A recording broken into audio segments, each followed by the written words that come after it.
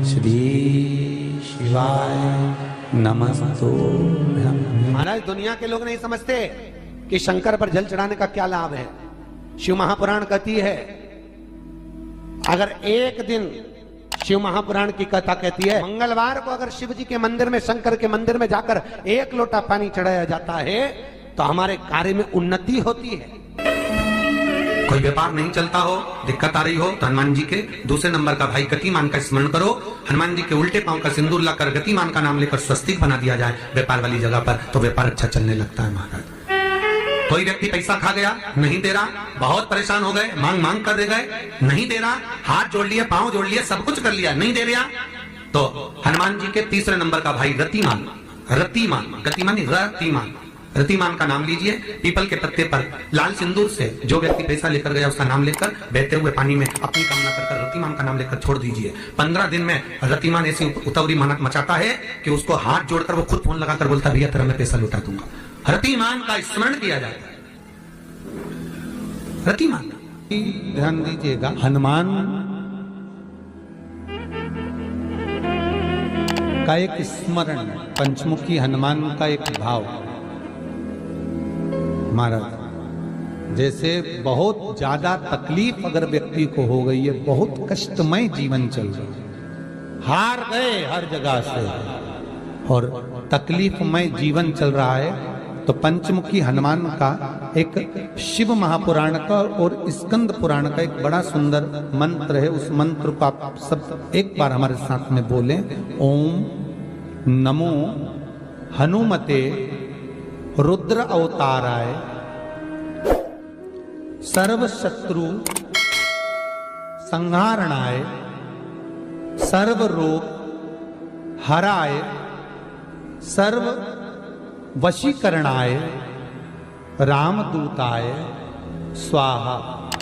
बस इस मंत्र को हाथ में काली तिल लेकर, एक जौ लेकर और गूगल लेकर, थोड़ा सा उसमें गाय का घी डालकर, कंडे को या अग्नि को जलाकर इस मंत्र का 11 बार 21 बार जाप कर कर अपनी कामना कर कर छोड़ दीजिए। कैसा भी रोग हो, बीमारी हो, कष्ट हो, दुख हो, तकलीफ हो, 21 दिन के अंदर वो आनंद आना प्रारंभ कर देता है महाराज। इस मंत्र, स्कंद पुराण का, शिव महापुराण का ये मंत्र मूल पंचमुखी हनुमान सुख देंगे। और एक और चीज याद रखिए महाराज, यदि कोई काम के लिए जा रहे हो, कोई व्यापार के लिए जा रहे हो या नौकरी करने के लिए जा रहे हो और लगी नहीं रही, बहुत तकलीफ पा रहे हो, सर्विस ही नहीं लग रही, बहुत कष्टमय हो गया, तो निवेदन करूंगा 5 पीपल के पत्ते पर बेसन के 5 लड्डू घर में बने हुए, गाय के घी के 5 लड्डू रख लो। उस लड्डू के बीचों बीच एक आटे का दिया और उसमें तिल्ली का तेल डालकर इसी मंत्र का प्रयोग कर कर पंचमुखी हनुमान का किसी भी हनुमान के मंदिर में जाकर, दक्षिण मुखी हनुमान के मंदिर में जाकर उसको रख कर आ जाइए। इसके बाद आप उस काम के लिए जाइए, आपका काम सफल हो जाएगा। आपको किसी को नहीं कहना पड़ेगा कि हाथ जोड़ना नहीं पड़ेगा, किसी के पांव नहीं पड़ना पड़ेंगे, तुरंत काम होगा। बस इस मंत्र का स्मरण कर कर पंचमुखी हनुमान का भूतेश्वर जो मंत्र है वो सुख देने वाला। पूरे घर में वास्तु के हिसाब से केवल एक दीवार ऐसी होती है जहां पर हनुमान जी का चित्र लगाया जाए।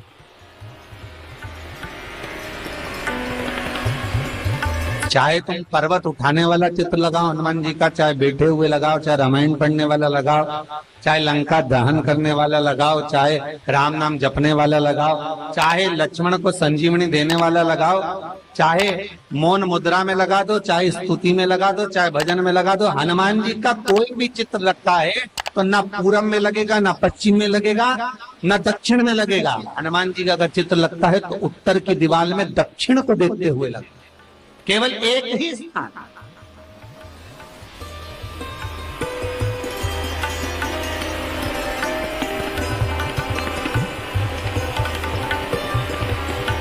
जैसे पूर्वजों के चित्र को, पितरों के चित्र को, गए हुए हमारे जीवों के चित्र को दक्षिण में विराजमान किया जाता है, उसी तरह हनुमान को उत्तर में विराजमान कर कर दृष्टि दक्षिण में कर दी।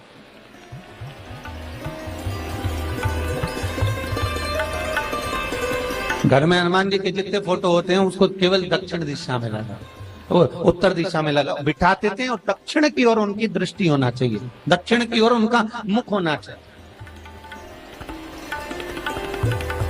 क्यों महाराज?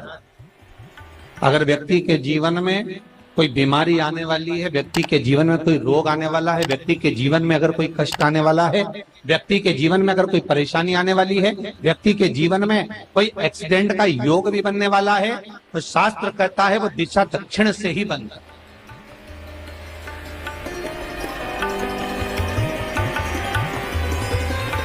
ये दक्षिण जो दिशा है ये यम की दिशा। यहाँ संपूर्ण परिवार के साथ यमराज अपने आनंद में निवास करते। और जब हमारे घर में, हम ये नहीं कह रहे कि आप हनुमान जी का फोटो लगाओ, हम ये भी नहीं कह रहे, आपके घर में हो और आपने अगर विराजमान कर रखा है किसी दिशा में, तो हमारा तो निवेदन रहेगा, अभी तक आपने अगर जैसा रखा, पर एक बार दिशा बदल कर देखना कि रोग, बीमारी, कष्ट, दुख, तकलीफ में आपको लाभ मिला कि ना। हनुमान जी ने केवल दक्षिण दिशा की ओर अगर मुख कर हमने विराजमान कर दिया, फोटो ही विराजमान किया। हम ये नहीं कहेंगे आपसे कि आप बाजार से फोटो खरीद के लाओ फिर लगाओ, नहीं, आपके घर में हो तो आप लगा दें, आपके घर में हो तो विराजमान।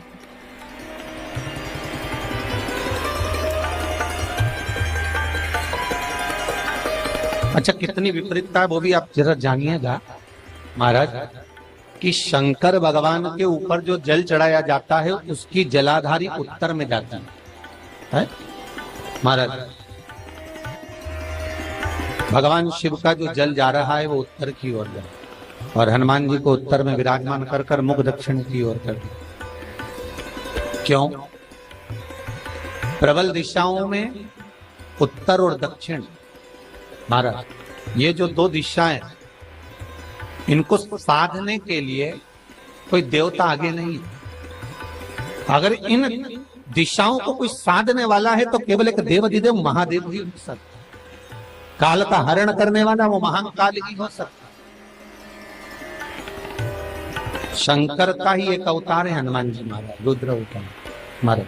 हनुमान जी से कहा तुम दक्षिण की ओर दिशा पर संभालिए, शिव जी कहते हैं मेरा जल जब उत्तर की ओर जाएगा तो इस दिशा को मैं संभालू, चिंता ना करिए। जो स्मरण करने वाला होता है, भजन करने वाला होता है, कीर्तन करने वाला होता है, नाम जाप करने वाला होता है, उसका भी शास्त्र विधान कहता है,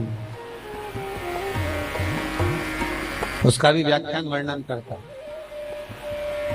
कि जैसे एक दिशा के रूप में हनुमान जी महाराज को विराजमान कर दक्षिण की दिशा पर हम विजय पर, अर्थात रोग पर, बीमारी पर, कष्ट पर, तकलीफ पर हम विजय प्राप्त कर सकते। ऐसा नहीं कि ऐसा कोई रोग नहीं जिसकी दवा नहीं है, पर जब तक भगवान की कृपा नहीं होगी तब तक कोई औषधि मिल सकती नहीं, कुछ प्राप्त नहीं हो सकता। जब भगवान करुणा करते हैं तो आप रूप कुछ ना कुछ सुख की अनुभूति हो जाती है, अपने आप सुख का भान हो जाता है। तो जैसे दक्षिण का जो स्वामी तत्व है, दक्षिण पर जो दृष्टि देने वाला श्री हनुमान जी महाराज है, इसलिए हनुमान जी को उत्तर की दीवार पर विराजमान कर उनका मुख दक्षिण की ओर रखा जाता है। वास्तु शास्त्र के हिसाब से, वास्तु नियमों के हिसाब से सारे फोटो कहीं पर भी लगा सकते हो, पर हनुमान जी का अगर फोटो तुम्हारे घर में है, हनुमान जी अगर तुम्हारे घर में विराजमान है, हनुमान जी का चित्र तुम्हारे घर में विराजमान है, तो उसका मुख दक्षिण का होगा, तो रोग, बीमारी, तकलीफ, कष्ट ये सब दूर हटते। कई लोग प्रश्न करते हैं, गुरुजी आप कहते हो कि हनुमान जी महाराज शंकर भगवान का एक अंश स्वरूप है, एक अंश स्वरूप। पूरी शिव महापुराण की कथा को उठाकर देखिए, स्कंद पुराण को, मत्स्य पुराण को, कूर्म पुराण को उठाकर देखिए। एक बाणासुर का चरित्र और एक श्री हनुमान जी महाराज का चरित्र बहुत सुंदर। शिव का एक अंश माता अंजना के तप साधना से शिव की प्रागट्यता और शंकर भगवान की प्रागट्यता से शंकर का स्वरूप प्रकट हुआ। इसीलिए तो कहते हैं शंकर सुमन केसरी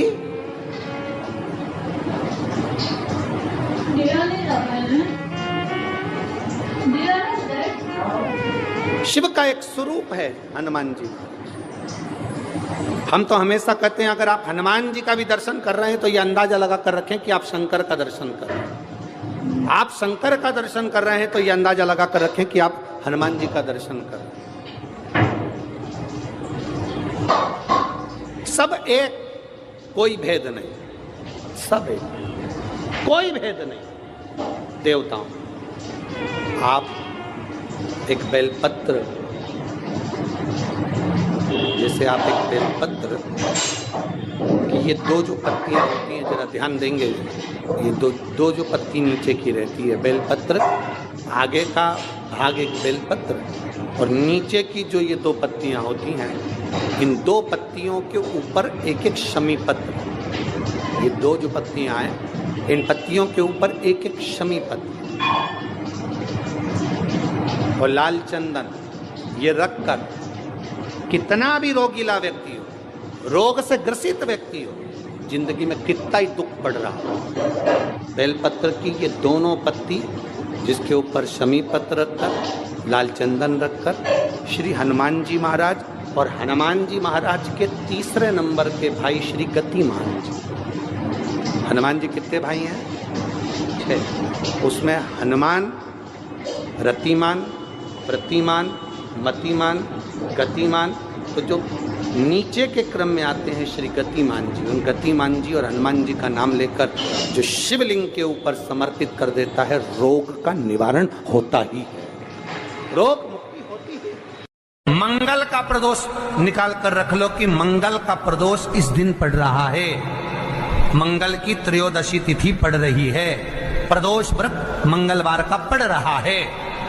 और जिन लड़का लड़की को मंगल होते हैं, जिन कन्या और वर को मंगल होते हैं, केवल शंकर भगवान के मंदिर में जाकर चौमुखी दिया, 4 बत्ती का दिया आटे का, उसमें घी डालकर लड़की शंकर भगवान के मंदिर में मात्र 7 बार शंकर पे से उतार कर 3 बार स्वतः उतार कर शिव के मंदिर में रख देती है, उसका मंगल आड़े आता ही नहीं है, मंगल नहीं आता सामने। मंगल प्रदोष व्रत का इतना महत्व है महाराज। जब जिस महीने में जो प्रदोष पड़ा करे, जब प्रदोष पड़े, बन सके 1 बेलपत्र, बन सके 5 बेलपत्र, शमी पत्र, हरे मूंग,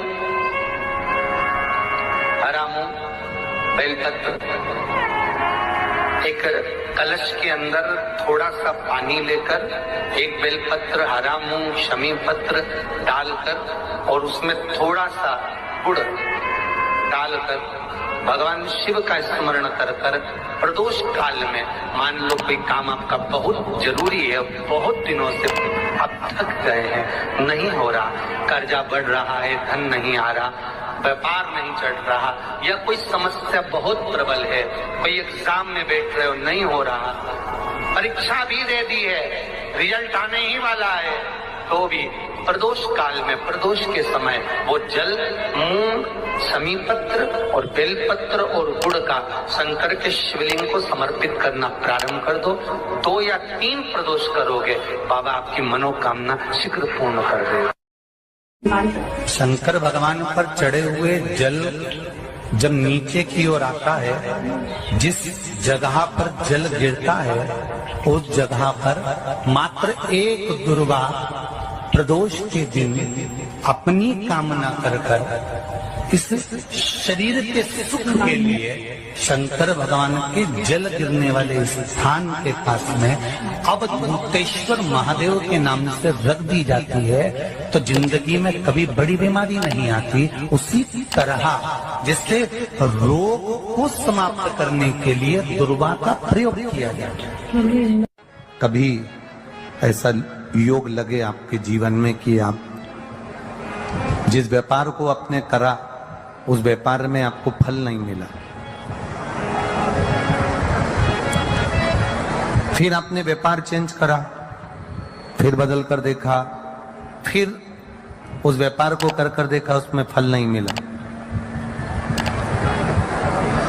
फिर आपने वापिस व्यापार को बदलने का विचार किया, तो हमारा निवेदन रहेगा उस व्यापार को बदलने से पहले एक काम जरूर कर देखें। 3 स्थान पर बेलपत्र को चढ़ाकर देखिएगा। अगर आपको लगे कि मैंने व्यापार बदल लिया, एक बार बदला, कई लोग ऐसे भी होते हैं जो पैसा इकट्ठा करते हैं, धन एकत्रित करते हैं और कोई व्यापार ऐसा कर लेते हैं जिस व्यापार में धन चले जाता है तो वो धन वापिस नहीं आता, वो व्यापार का धन वापिस नहीं आता। तो बड़े दुखी होता है कि भाई मेरा गया हुआ पैसा नहीं आ रहा, मैं बड़ा कष्ट में हूं, मेरा खुद का ही आ जाए ना तो मैं निहाल हो जाऊं, मेरा अपना ही नहीं आ रहा जो गया हुआ है तो मैं क्या वर्णन करूं उसको, क्या उनके लिए भी ये प्रयोग, ये शिव विद्येश्वर संहिता का ये भाव बड़ा सुंदर है। आप व्यापार पर व्यापार बदल कर देख लिए, धन भी हमारा कहीं डूब गया, आ नहीं रहा है, तो प्रयास करना 3 स्थान पर चढ़ाई गई बेलपत्र हमें सुख का अनुभव करा देगी। बहुत ध्यान लगाइए। पहला, अशोक सुंदरी की जगह। अब ये बेलपत्र जब भी आप चढ़ाएंगे तो रविवार की अगर प्रदोष पड़ जाए, कौन से दिन? रविवार की प्रदोष के दिन ये प्रयोग अवश्य कर देखिएगा। ज्यादा बार नहीं करना है, केवल एक ही बार करना, बाबा स्वयं कृपा करेगा। अपने मंदिर में, अर्थात अपने घर के पास कोई मंदिर हो, शिवालय हो, देवालय हो, जहां शंकर भगवान विराजमान हो, शिवलिंग हो, ऐसी जगह पर अवश्य करें। हमें कहीं दूर जाकर ये प्रयोग नहीं करना है, अपने शिवालय, अपने जो घर के आसपास में शिवालय हो वो। एक बेलपत्र अशोक सुंदरी वाली जगह। अब उसको अशोक सुंदरी की जगह पर भी चढ़ाने का तरीका क्या है? जब हम बेलपत्र चढ़ाएंगे तो उस बेलपत्र को चढ़ाते समय आपकी जो बेलपत्र की डंडी है, वो बेलपत्र, रविवार प्रदोष के दिन का ये उपाय है महाराज। ये बेलपत्र की जो डंडी है, इस डंडी का भाग शिवलिंग की ओर होना चाहिए। ये जो डंडी है, इसका भाग अशोक सुंदरी पर जब चढ़ाएंगे तो शिवलिंग की ओर इसका भाग होगा महाराज। दूसरी, बेलपत्र को जब हम समर्पित करेंगे, जया, विषहरा, शामरीवारी, दौतली, देव, मान लो जलाधारी ऊपर नहीं है शंकर जी के, तो उसका स्मरण कर 5 कन्याओं का नाम लेकर, जया, विषहरा, शामलीवारी, दौतली, देव, इनका स्मरण कर शंकर भगवान के शिवलिंग पर बेलपत्र रखेंगे। बेलपत्र कहां रखना है? आप अगर यहां बैठे हो तो आपके विपरीत में डंडी का मुख होना चाहिए। ये बेलपत्र की जो डंडी है, इसका मुख आपके विपरीत में हो। आप यहां बैठे हो तो डंडी उधर होगी, आप इधर बैठे हो तो डंडी का मुख इधर होगा, आप उधर बैठे हो तो डंडी का मुख इधर होगा। आपके ठीक विपरीत की ओर डंडी का मुख हो। ये 2 जगह बेलपत्र समर्पित करने के बाद तृतीय बेलपत्र शिवलिंग की जो जलाधार है, जहां पर भगवान शंकर का शिवलिंग रखा है, वहां स्पर्श कराकर